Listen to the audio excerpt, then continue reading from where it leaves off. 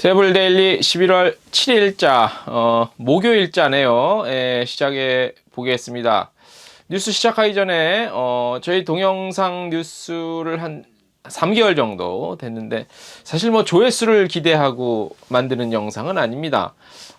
텍스트도 있지만 동영상 또 콘텐츠가 변화하는 미디어 환경이 변하고 있죠. 그래서 다양한 컨텐츠, 다양한 방법, 툴을 통해서 뉴스를 내보내는 것들을 연구하고 있습니다. 그래서 그런데 뜻밖의 또 우리 뭐 대학교 관련 학과에서도 동영상에 대한 시청들이 조금 수요가 있는 것으로 알고 있습니다. 감사드리고요. 저희가 배우는 학생들에게도 우리 여행 산업이 이렇게 돌아가고 있다라는 내용을 좀 더 알차게 전해드리도록 더 한번 노력을 해 보겠습니다. 자, 첫 소식인데요. 통계입니다. 1년간 해외여행 경험자 조사를 했습니다. 결과부터 좀 말씀을 드리면 스위스, 크로아티아, 스페인이 탑3에 들었고요. 일본이 28위로 추락을 했습니다. 조사 기관은요, 컨슈머 인사이트죠. 주기적으로 이 관련한 통계를 좀 내고 있는데, 최근 1년 해외여행 경험자 조사를 했습니다. 그러니까, 스위스, 크로아티아, 스페인이 1, 2, 3위로 나타났는데, 이게 많이 간 숫자가 아니고요. 만족도죠, 만족도. 예, 이런 순위가 일단 처음에는 이 통계는 잘 보셔야 됩니다. 스위스, 크로아티아, 스페인이 많이 간 숫자가, 그래서 인기가 있는 그 목적지가 아니라 만족도가 높은 곳인데요.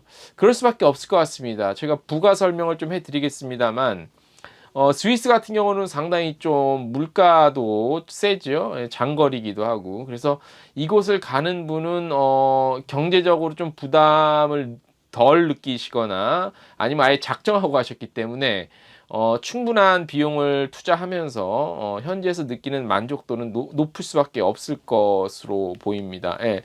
그래서 유럽 3개국이 작년에 이어 상위권을 유지를 했고요. 지역별 또는 도시별 평가가 가능한 곳 중에는 필리핀 보홀이 아시아 지역에서 1위로 올랐습니다. 아무래도 휴양지고 가성비가 좋겠죠. 예. 조사 기간은요, 2018년 9월부터 올해 8월까지입니다. 해외여행 다녀온 13,958명 대상으로 했고요. 어떻게 여행했는지 묻고 여행지에 대한 평가, 해외여행의 주 목적지였던 국가에 대해 얼마나 만족했는지 만족도와 또 추천할 의향이 얼마나 있는지 추천 의향을 합산해서 만족도를 구했습니다. 다녀온 사람이 60명 이상인 국가는 32개국, 이렇게 됐고요. 이들의 종합 만족도는 평균 740점. 1000점 만점이에요. 740점인데 아까 보홀 같은 경우는 800점 받았답니다. 유럽이 탑 10에서 6개국이 올랐습니다. 아무래도 만족도니까 다시 말씀드리지만 한국인이 장거리기도 하고 유럽 여행에 대한 로망이 좀 있죠. 그 다음에 또 미국이나 캐나다 쪽도 장거리에 대한 로망이 있어서 아무래도 장거리 데스티네이션이 상위권을 차지하는 것 같습니다. 스위스가 843점. 뭐 점수는 크게 의미는 없을 것 같습니다. 크로아티아, 스페인, 또 최근에 이제 포르투갈이 이 조사에서는 아마 크게 주목받지 못한 것 같은데 이제 내년 조사가 또 똑같이 일어나면 포르투갈 느끼지 않을까 싶고요. 대형 사건 사고가 발생한 지역 만족도는 아무래도 조금 떨어진 것 같은데 꼭 그렇지만 않습니다. 그럼에도 불구하고 뭐 헝가리, 폴란드 이런데 동유럽도 상당히 요즘에는 인기가 많아서 많이 가고 있습니다. 자, 한국인이 많이 찾는 지역은 아시아 국가 중에서 일본, 베트남, 태국, 중국, 필리핀, 대만, 말레이시아, 인도네시아의 경우 필리핀 보홀이 아시아 지역 중에 1위, 그 다음에 베트남 푸꾸옥이, 그 다음에 인도네시아 발리가 상승했고요. 일본은 나고야를 제외한 전 지역, 전 지역에서 하락했습니다. 이 중 교토, 후쿠오카, 오사카, 도쿄는 뭐 700점 이하로 떨어졌다고 하는데요. 뭐 이 지역 후쿠오카, 오사카, 도쿄는 이미 뭐 많이 갔기 때문에 사실 더 이상의 성장을 할 수 있는 시장은 애초부터는 아니었습니다. 불과 1년 전 일본은 상위 5위권 내 4개 지역을 차지했지만 지금은 상황이 굉장히 많이 바뀌었죠. 좀 재미있는 조사였고요. 자, 미국 관광청입니다. 일명 브랜드 USA라고 하죠. 미국 관광청이 미국 방문객 촉진을 위해서 유나이티드 항공과 3년간 글로벌 스폰서십 계약을 맺었습니다. 계약 내용은 뭐냐면요.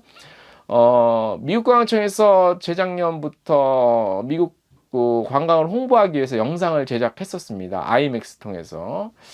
이번에 세 번째 나올 차례인데 요거 아이맥스 및 대형 스크린 상영관용 영화 제목이 인투 아메리카 와이드입니다. 여기 항공사 부분 독점 스폰서로 지정이 된 그런 계약입니다. 2020년 2월 개봉 예정이고요. 인투 아메리카 와이드는 오리건주의 해안에서 카약, 그다음에 뭐 남서부의 협곡, 횡단, 뭐 알래스카주의 자연 탐사 등 미국의 대표적인 아웃도어 액티비티를 즐기는 모습을 생생하게 담은 영화입니다. 제가 1편과 2편을 다 봤습니다.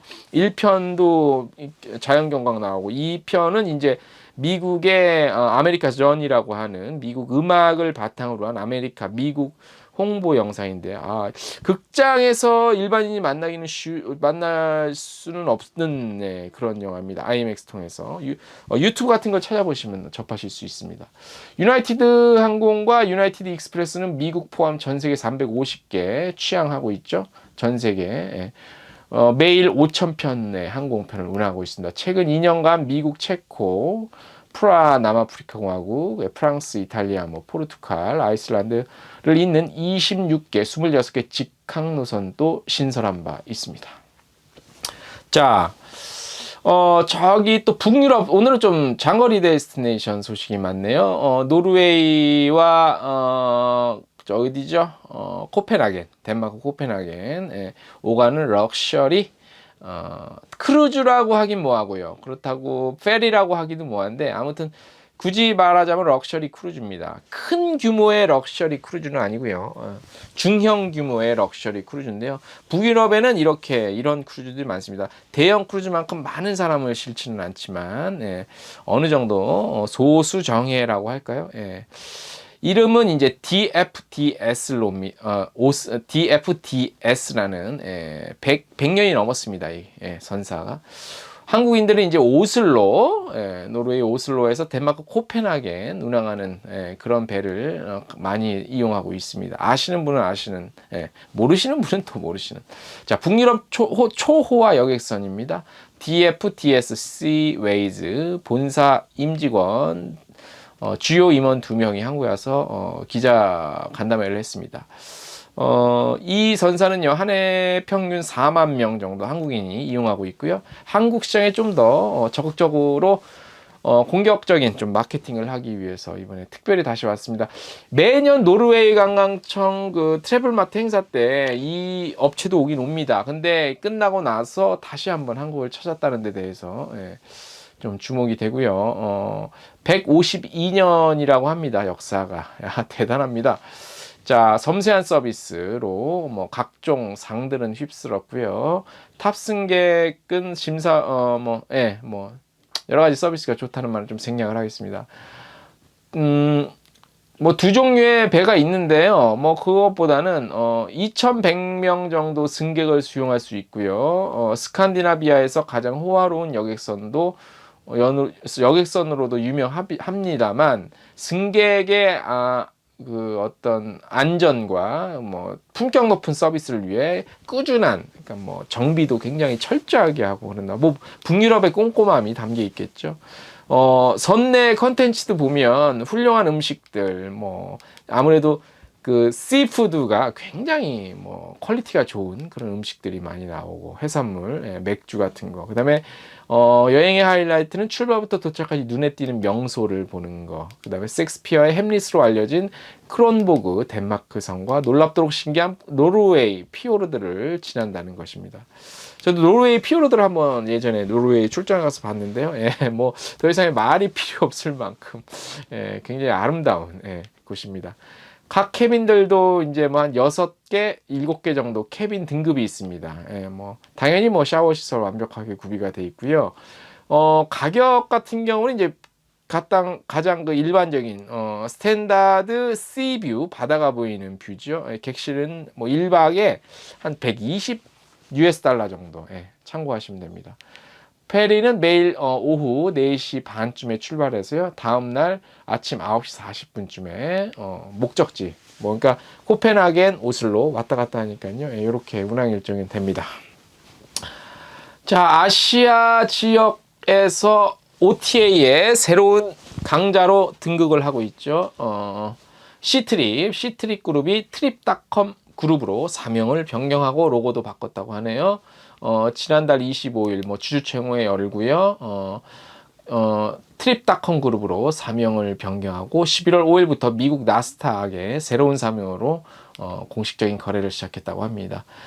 트립닷컴 그룹은 지난 29일 상하이에서 열린 트립닷컴 그룹의 20주년 기념행사에서 새로운 로고를 공개했다고 합니다. 예.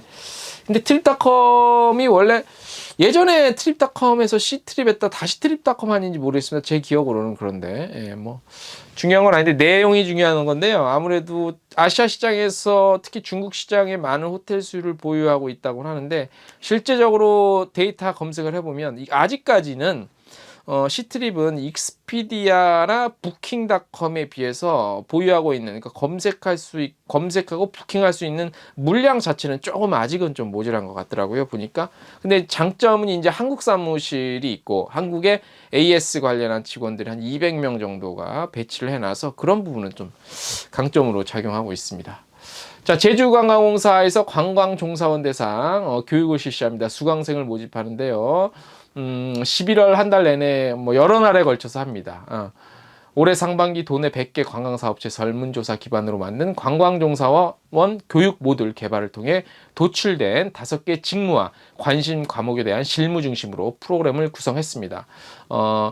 온라인 광고, 마케팅 영업, 뭐 홍보 전략, 언론 홍보, 그다음에 서비스, 고객 관리, CRM 등 4차 산업 시대의 관광업계 매출 경쟁력 향상을 위해 5개 직무별 전문 교육이 진행이 될 예정입니다. 참고적으로 저희 트래블 데일리 제가 11월 며칠인지 제가 지금 20날 수요일인 걸로 기억을 하는데 언론 홍보 관련한 뭐 보도자료 작성법, 그다음에 언론 홍보의 뭐 추세, 뭐 방법, 언론 홍보를 할 수 있는 방법 팁 같은 거 제가 2시간 강의가 예정되어 있으니까 많이들 신청해 주시면 제가 도움이 되게끔 준비를 하고 진행을 해 보도록 하겠습니다. 선착순 30명이라고 하네요. 자세한 내용은 제주관광공사 홈페이지 확인하시면 빠르게 정확하게 보실 수 있습니다. LCC 취향 소식 간단히 전해드리고 마치겠습니다. 티웨이항공이 대구와 연길, 옌진이죠. 신규 취항 6일부터 했고요. 주 3회 운항을 시작을 했습니다. 보면은 몇 시 출발이냐면요. 우선 백두산 가는 길, 연길은 백두산 갈 때 편하시고요. 노선은 주 3회 월수금 오전 7시 40분 출발이고요.